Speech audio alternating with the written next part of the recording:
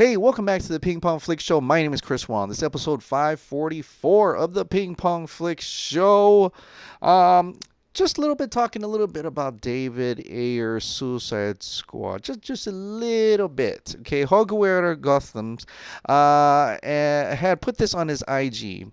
For anyone who thought that Jared Leto's Joker wasn't accurate, think again. David Ayer movies to be able to see more of the soulful version of your film will be another dream come true. And as you can see here, you can see the inspiration for Jared Leto's Joker coming straight from the comics. From the comics, okay?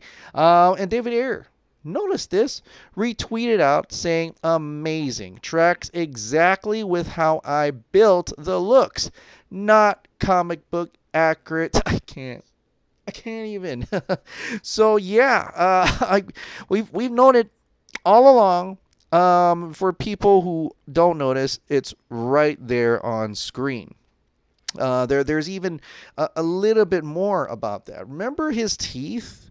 Remember how his teeth are like metallic here? Where'd it go? Right here, you can kind of see it. We've come to know throughout the years that is because Batman beat him up. He beat him up because he killed Robin, right? We know about that. But remember in the movie where it says accomplice to the murder of Robin, Harley Quinn. And that's an interesting thing. So that kind of changes the timeline a little bit because of how he had the teeth already prior to meeting Harley Quinn at the Arkham, at the asylum, right? So how does that work out? Well, David Ayer said this. When someone said, I think that text was added in later by editors who didn't get the full story, the backstory behind his teeth makes Harley being an accomplice impossible. David Ayer retweeted, yes, that broke my timeline. Johns added it.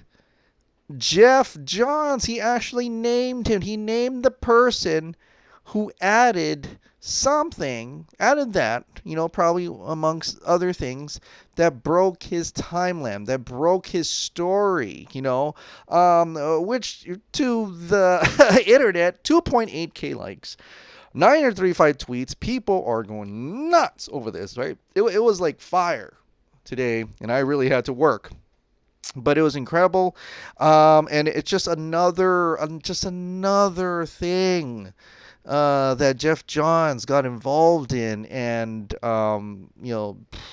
really just messed up someone else's art. In a sense, just tried to, he was hired to go in there and do what he, used his power and to change things to his liking. Of course, that didn't make sense, right?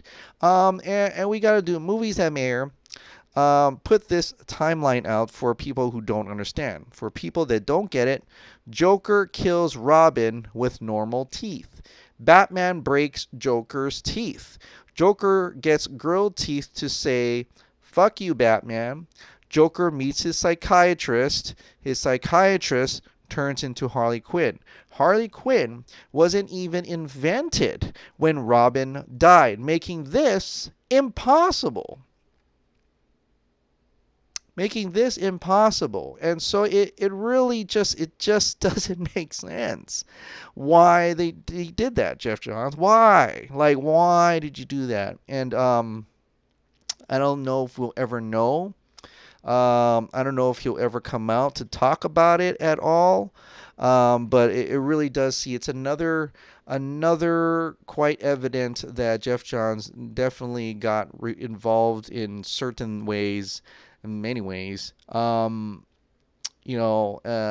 affected other people's art, affected other people's movies. So, well, unfortunately for David Ayer, that it really kind of got. I mean, it's a small thing, but if even this slightest thing like adding this in It makes you wonder, just by looking at what happened at Justice League, it makes you wonder what else was added in during this time. So, or, changed. And according to, David Ayer, a lot has changed. Like, we haven't seen the Joker that he directed. We haven't seen what his Joker was supposed to be. So, and hopefully we'll get to see that. So, moving on, though, this is a rumor from DCEU Mythic, who is Jeremy Conrad. Within this article is called Cyborg Rumored to Appear in the Flash Movie. And what it goes into detail is that, Cyborg is going to be in the Flash movie, in the Andy Muschietti's Flash movie, and none other than Ray Fisher as Cyborg, right? And so you're thinking, and he even put Flashpoint there. So I was wondering, okay, is this Flashpoint? Is this what they were trying to talk about here? And it makes you go back to this article in the comicbookmovie.com where, Deborah Snyder actually talked a little bit about a possible Cyborg in a Flash movie. So, Batman v Superman had both fans and critics questioning if the rest of the DC film universe would have the same dark tone. In a recent interview with Forbes, producer Deborah Snyder spoke about the introduction of a more lighthearted tone and levity with certain characters like the Flash, Ezra Miller, and Cyborg Ray Fisher. Let me zoom this in. Snyder also hinted at the relationship between the two heroes and how that might lead them to pop up in each other's standalone films. As you can imagine, when we get to the Flash movie, Ezra Miller and Ray Fisher, who plays Cyborg, are kind of our youngest characters, and they have a really nice camaraderie with each other.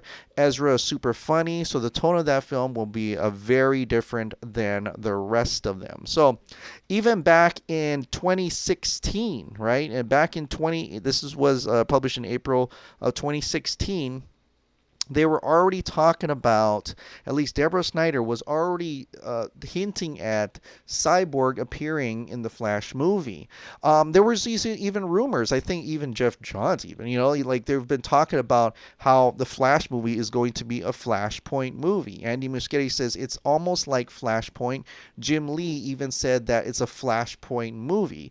When Ezra Miller Flash appeared with Grant Gustin Flash, even at that time, reports said that they blatantly added it in there to expand that multiverse idea. It was Jim Lee's idea in order to allude to Flashpoint. In fact, even in that scene where Grant Gustin was talking to Ezra Miller said Victor was right. He was referring to Victor Stone, as if almost right there teasing at that moment that Cyborg is going to be in his movie. And so here we have it, rumored to appear in the Flash movie. So perhaps those little hinted Cyborg gifs from earlier really actually meant that Cyborg was going to be in the Flash movie.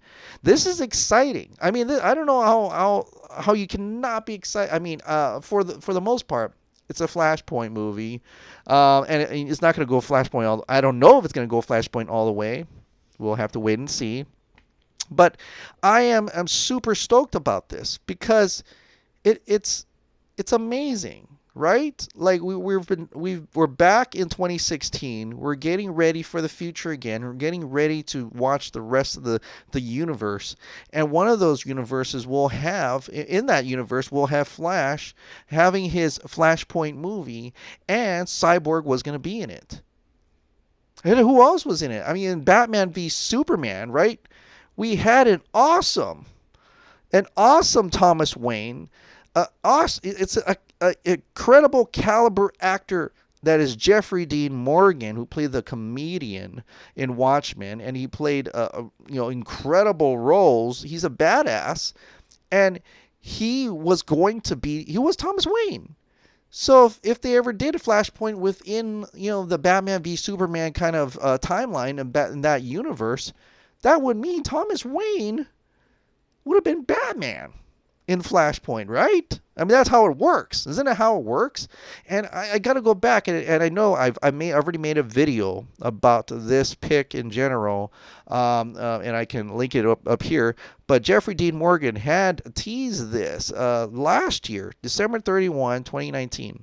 Guys, found the comedian mask. Still fits like a glove. It looks like an extra with my badass bifocals. Here's to a masked comeback in 2020. A masked comeback in 2020. We know now that there is no Watchmen season 2. What could he be referring to? It could be The Boys, maybe. You know, I can't think of other more hero kind of shows out there. Or could it possibly be Flashpoint? I don't know. And that's tinfoil for you.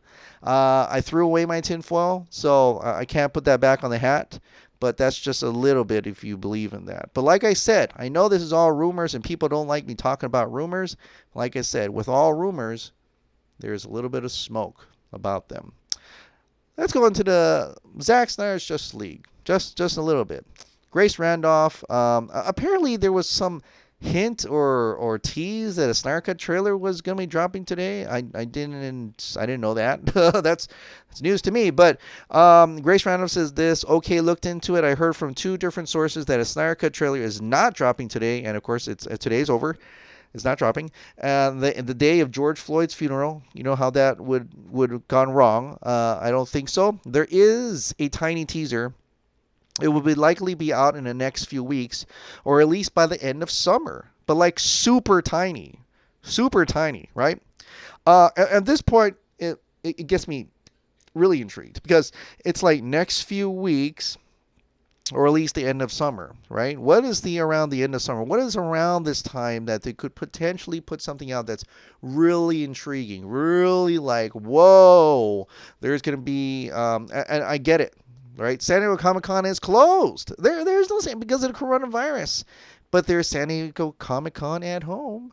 So I'm wondering if we're gonna have some intriguing things. I mean, I'm still waiting for the Godzilla vs. Kong trailer. Oh my God, Wonder Woman 1984 probably got another one.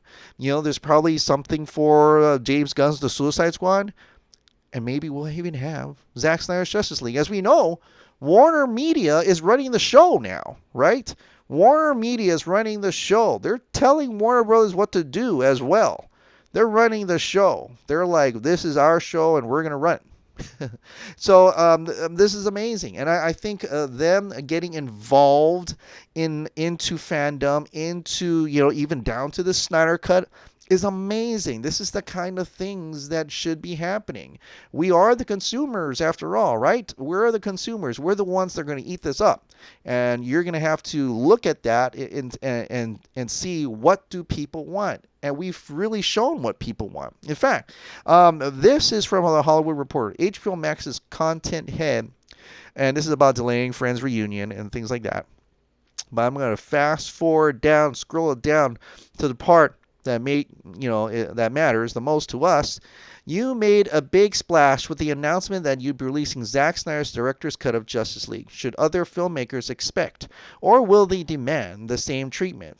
And they said this: I don't worry about it opening up a Pandora's box. It's not going to be one size fits all.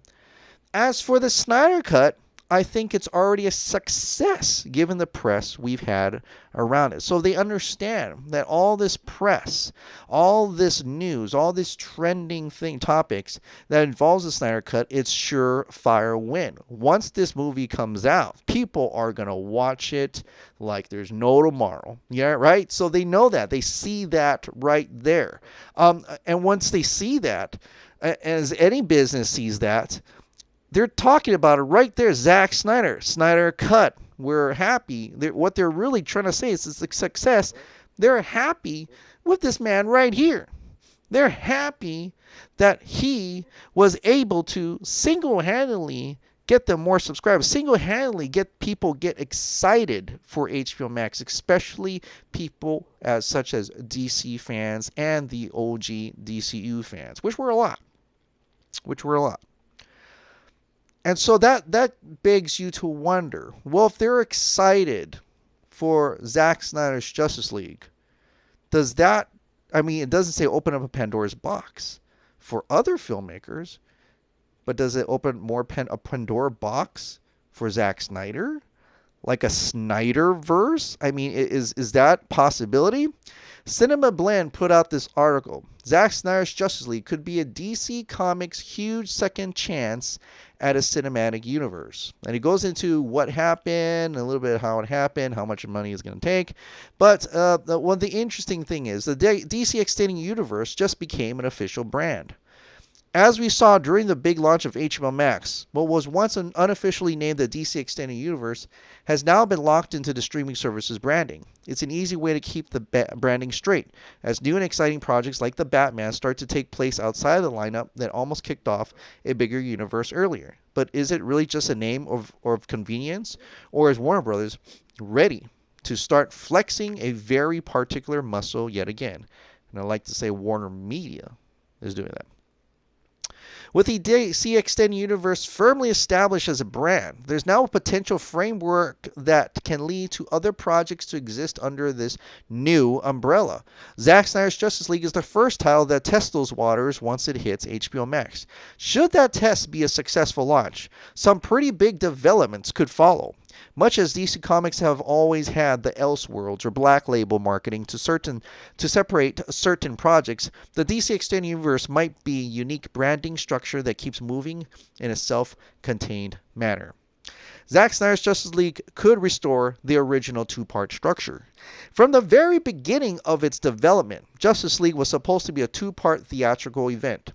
Justice League Part 2 would have been a June 2019 release, picking up where the original vision Zack Snyder had for the Justice League Part 1 left off. Unfortunately, Justice League went on to be the official title of that first film, and the Part 2 would be postponed indefinitely. As Zack Snyder's Justice League will restore a lot of the initial vision of that project, there's always room for the intended cliffhanger to be more than just a curiosity. Everybody knows that if this version hits better than Justice League Theatrical Cut did upon its release, fans will want more. That could be the obvious cue for the Justice League Part 2 to move into production. All right. And then we talk a little bit about Henry Cavill's latest Superman negotiations could mean a whole lot more. You know, there so far there is no Man of Steel, solo sequel. But there's potential cameos. There's possibly even, him continuing on Zack Snyder's Justice League. That could still happen. Dormant films like The Flash and Cyborg could become HBO Max originals. Now, this is interesting. When the DC Extended Universe first started chugging along on the rails to cinematic glory, there's a plan for how the entire universe of solo and team-up films would proceed. Two of the most infamously derailed movies on the calendar happen to be the individual franchise starters for Ezra Miller's Flash and Ray Fisher's Cyborg. As of this moment, one of those movies still seems to still be in development, with the other waiting for its turn in the limelight. But if Zack Snyder's Justice League happens to be the silver bullet hit HBO Max is looking for, more DC Extended Universe projects could become Max originals to help build the IP library for this particular service, meaning that Ezra Miller and Ray Fisher just might get to finally fulfill their dreams of ruling the screen in their own respective side stories. Or together, Flashpoint can serve as the DC Extended Universe huge endgame. Resurrecting the DC Extended Universe brand isn't meant to keep things going without a clear goal in sight. As much as Zack Snyder's Justice League is meant to bring his original vision of Justice League to life, bringing back the DCEU eventually has one huge endpoint that limits the work it can do for HBO Max, and its name is Flashpoint. It's been an on-again, off-again prospect, but the Flash movie being developed by writer-director Andy Muschietti looks like it might be using that iconic DC Comics story as its inspiration yet again. So why not use this opportunity to honor the DC Extended Universe's memory while putting this brand to rest in its own corner of the DC Comics canon? Right? That sounds really interesting, and so on and so forth. Zack Snyder's Justice League will be headed to HBO Max at some point in 2021, so there's plenty of time to think over what could take place in the future. It's also the best opportunity for DC Comics fans to check what the platform can already offer them. As a 7-day free trial is perfect to help non-subscribers see what they're missing. I'll put that in the link in the description below. But just think about that's amazing. Just to think about how far it could go. Where can it go after Zack Snyder's Justice League, right? Is it going to have a cliffhanger? Is it going to spawn for more? It opens up a lot more possibilities than when it was before it wasn't announced, right? And it opens up more possibilities than just a director's cut, right? It's not Justice League the director's cut. It's Zack Snyder's Justice League. It's almost like a rebranding at this point. It's a new thing. They've said it before. It's a new thing. And a new thing can't be an only thing. Can't be that's it. If HBO Max, if Warner Media is in their very own right saying that Snyder Cut has been a success, the things, it's overwhelming, the sensation around it, it's incredible. They're thanking Snyder. They're actually listening to the consumers, things like that. Then there is a big chance there could be more, and that's where we come in. When Zack Snyder's Justice League come out, you guys better go and watch it. You guys better not be illegally trying to watch that. You guys got to sign up when it's available in your area to watch Zack Snyder's Justice League. And like I said, it could spawn for more, maybe within the HBO Max, and maybe even outside HBO Max if any of that Flashpoint thing comes true. Which could be pretty interesting to say the least. It almost seems like they're putting all their chips, a lot of their chips, in fact, with Zack Snyder.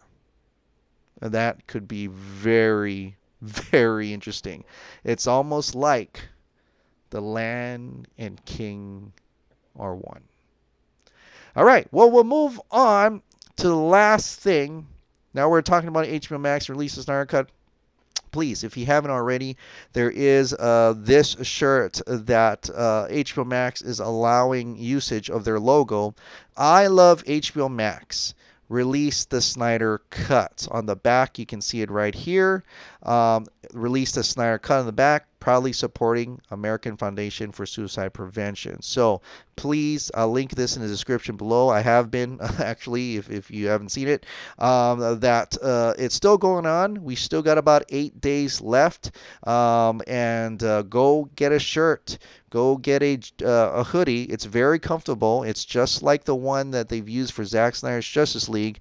And go get that shirt. Support the American Foundation of Suicide Prevention. Support the Snyder Cut. And also support HBO Max. All right, guys. Well, thank you so much for subscribing. Thank you so much for watching. I'll see you next time.